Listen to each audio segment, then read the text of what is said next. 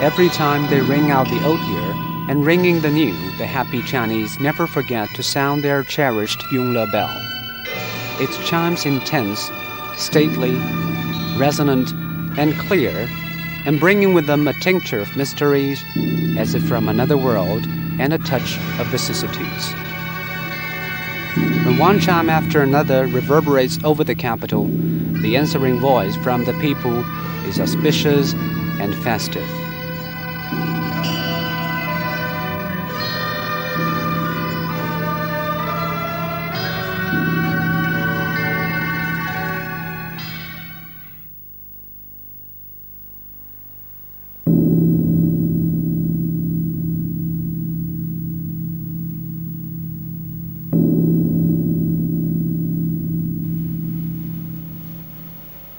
What an awe-inspiring bell!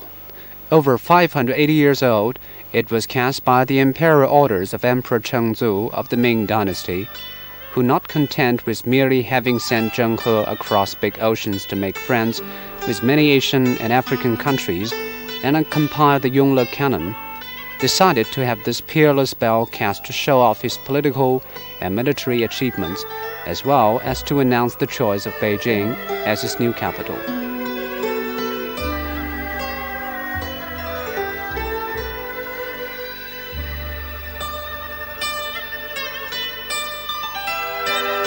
It is both a court bell and a Buddhist bell.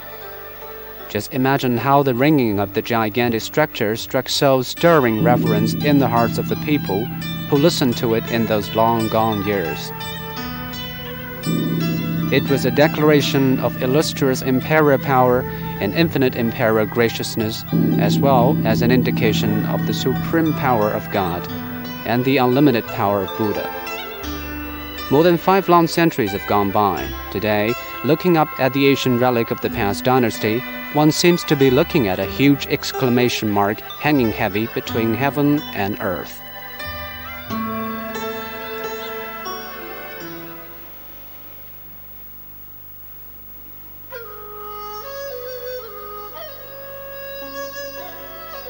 It seems that the concern about and investigations on the Yongle bell have in the past been the business of historians and poets, and it was only later that scientists began to get involved.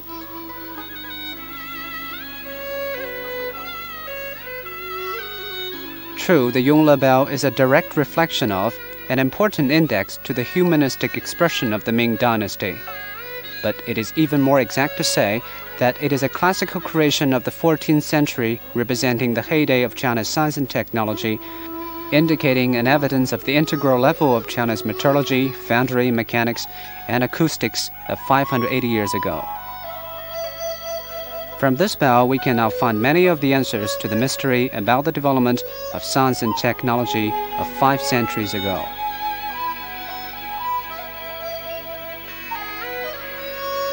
The height 6.75 meters, the external rim diameter 3.3 meters, the weight 46.5 tons, the variation of thickness everywhere up and down is harmonious. As many as 230,000 characters of scripture are cast on both the inner and outer surfaces of the bell. Such enormous dimensions and weight and such exquisite quality and technology. Even present-day foundry technology has to bow low to the enchantingly attractive Yongle bell.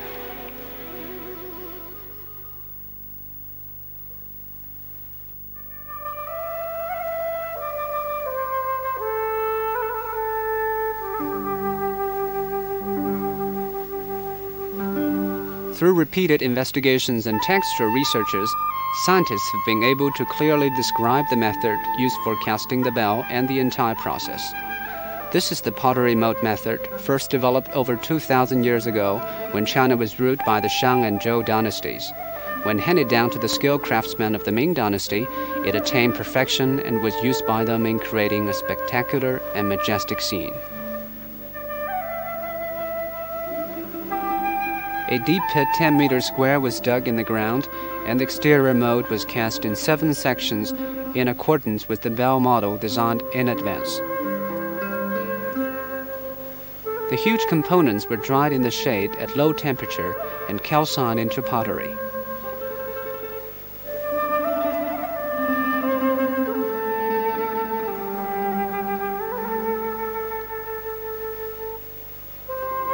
Then the framework was turned, scraped, and made into templates according to the radii and thickness of the different cross-sections of the bell to make its interior mold.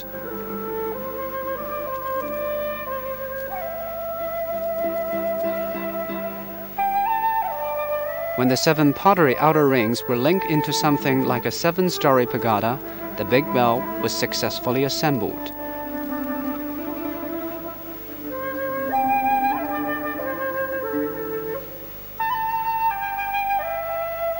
This must be a flawless operation that does not allow for even the slightest deviation or error that would result in a complete failure of the whole job.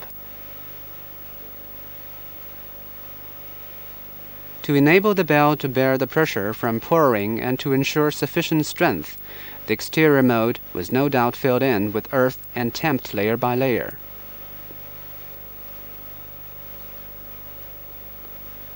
The not easily detected scars on the 4 sides of the bell knobs give away the exact locations of the 4 pouring ports. The typical shower pouring method came to view. Dozens of smelting furnaces were fanned out along the 4 grooves. Inside the furnaces was molten copper, and the interior and exterior molds were preheated at high temperature. After the flood of molten copper came rushing out in a stream from the furnace chambers, the colossal big bell was made all at once. Looking back on such an imagined scene, one can safely say that the handicraft workshop of 500 years ago suggests the scale and flavor of large-scale modern industry.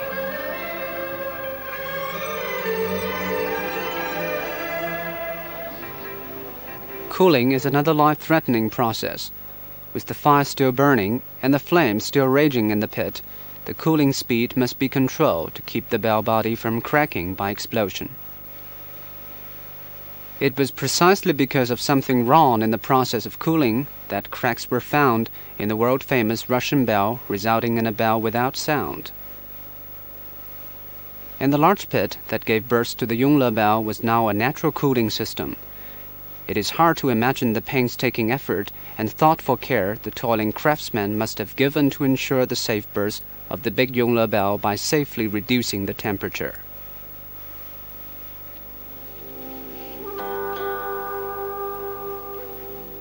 If the bell is compared to a melon or fruit, then this part that is called pu lao should be its stem or handle. Pu lao is a term used in Buddhism meaning dragon's claws, and it does look like claws taking fast hold of the big bell.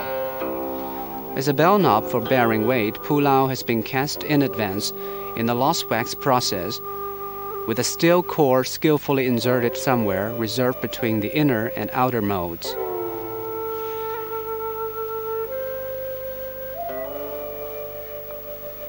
The pu laos are preheated at high temperature and then poured into the body of the bell.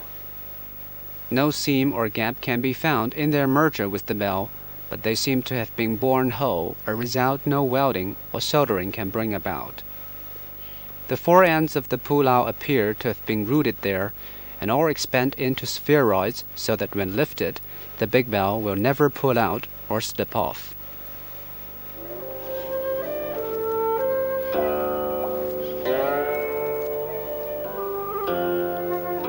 What is most marvelous is that over 230,000 characters of Buddhist scriptures and incantations are cast on every inch of the inner and outer surfaces of the big bell. Probably repentant of having killed too many innocent people when he seized the throne, or determined to convert to Buddhism owing to his wariness in having defeated all his opponents, Emperor Chengzu devoted all his life and energy to working on famous Sutra of Buddhas, Tathagata, and divine monks that runs to 40 volumes of 200,000 characters, with the first half engraved on the Yongle bell.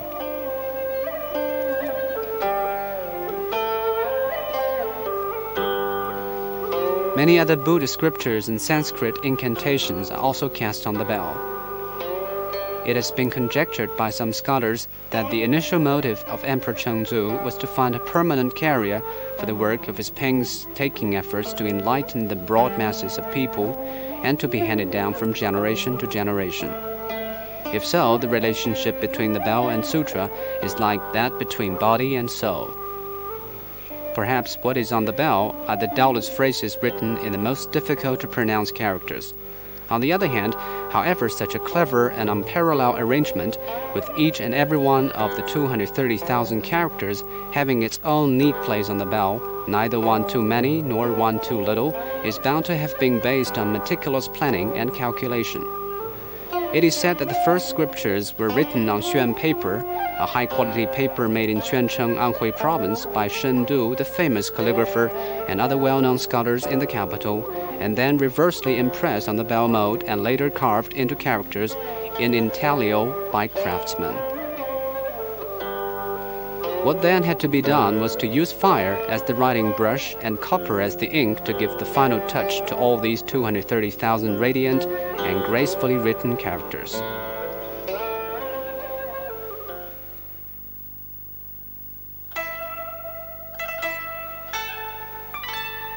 Take out a tiny grain of metal from a tiny sand hole at the top of the big bell, and then scrape off a little metal powder from an inconspicuous edge of the bell's bottom. Chemical quantitative analysis shows that the composition at the top and at the bottom of the bell is uniform and consistent. That is bronze 80.54%, tin 16.41%, lead 1.12%, zinc 0.22%. Probably for the sake of giving it an increased social status, increasing propitiousness, and strengthening its resistance to rust and corrosion, 0.03% of gold and 0.04% of silver were used in the material for making the bell as detected by experiment. It has been shown by the curve of the mechanical properties of bronze that, when the tin content is within the range of 15 to 17%, the tensile strength will reach its maximum and the acoustic performance too will be in the optimal state. Who were they that made such a wonderful chemical prescriptions for the alloy of the big bell? What made the molten metals in the dozens of furnaces so consistent in their composition? We cannot help getting lost in reverie.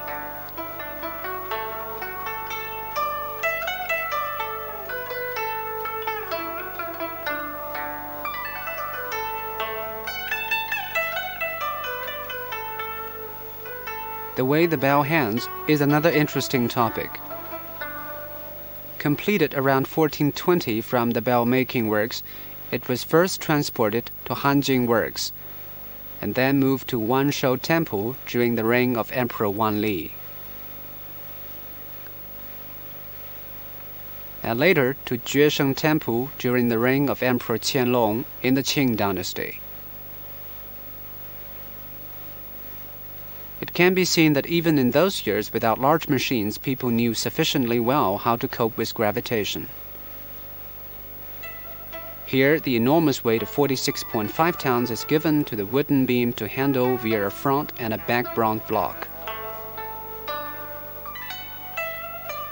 Every time a visitor looks up at what he thinks must be the weakest link, he cannot help feeling puzzled and worried.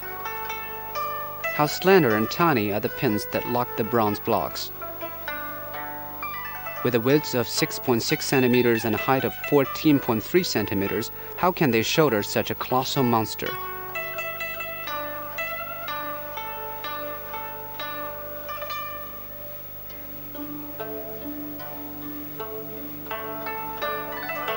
Scientists have found that a steel core is threaded through the pin by designers in those early years to not only raise its strength, but also to keep the color and luster of the outward appearance of the suspended portion uniform.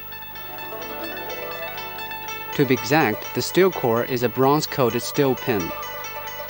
By calculating the shear stress acting on it, its safety coefficient is 8.2, surpassing by far the safety coefficient of the strength of materials for contemporary airplanes. Some have even found from dynamic calculation that the pin can bear an oscillation speed of 15.4 meters per second. The pin will not break even if the big bell is turned upside down and then allowed to fall freely at an accelerating speed.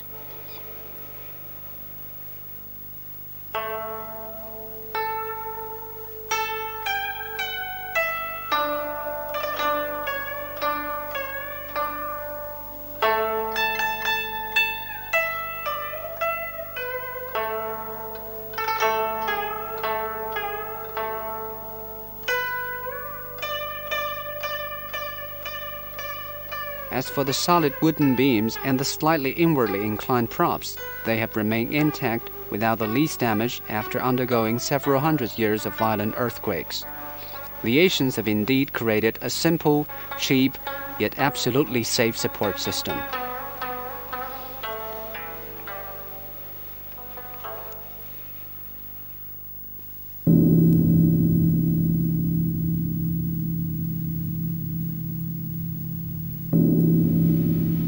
We should certainly not forget the most important point while delving into the many fields of investigation.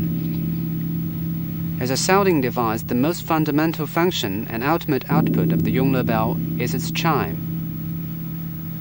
In final analysis, the level of technical achievements must be judged by the quality of the bell's chiming. In this respect, the Yongle bell's unique musical beauty has been described by numerous writers and poets through the ages. But scientists use another kind of language, that is fast Fourier transform, finite element analysis for rotary thin shell. A chime passes the Newton's prism like a beam of white light, and many partial tones appear on the spectrum.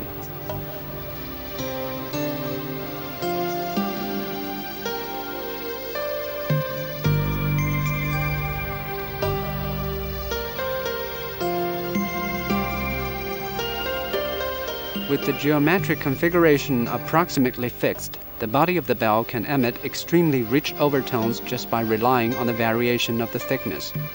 The thick bell lip is the main origin of vibration of high-pitched E3, and the variation of the thickness of the bell side will send out the partial tones C3 and A3. This is a chord played by different musical tones and high waves formed by numerous brooks and streams. After the Yongle bell was completed, it was just impossible to tune up by mechanical scraping or trimming, since both the inner and outer surfaces of the bell were covered with scriptures.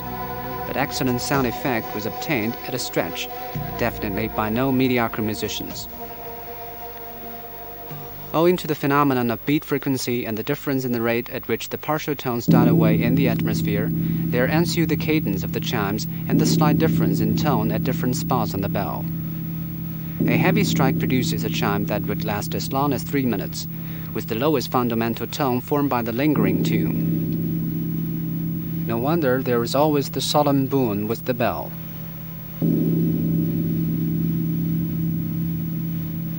As can be seen from the old Chinese saying, so long as you remain a monk, you go on tolling the bell. The ringing of ancient Chinese bells is not by having the bell tone strike the inner wall, as is done in the West, but by using a wooden mallet to strike the outer wall. 6 monks were needed to strike the Yongle bell in those years. And so, with all 6 striking at the same time, the ringing was heard for about 10 miles around. Right below the rim of the bell is an octagonal pit which not only provides an opportunity to look up at the scriptures on the inner wall of the bell, but also serves as something like the modern orchestra in front of a stage. Originality and ingenuity are found everywhere here, and it is exactly all the wisdom put together that has made the oriental resonant ringing of the 14th century so harmonious, flawless, and rich.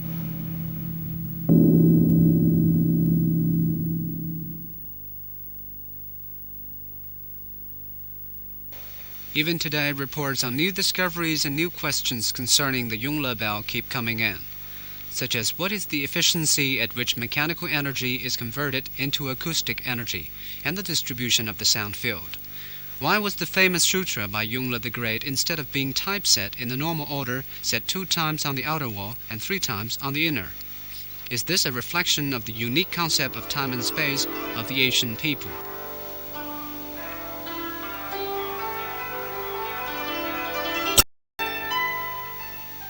As a colossal existence 500 years ago, the Yongle bell surely contains much more information waiting to be discovered and expounded by future generations.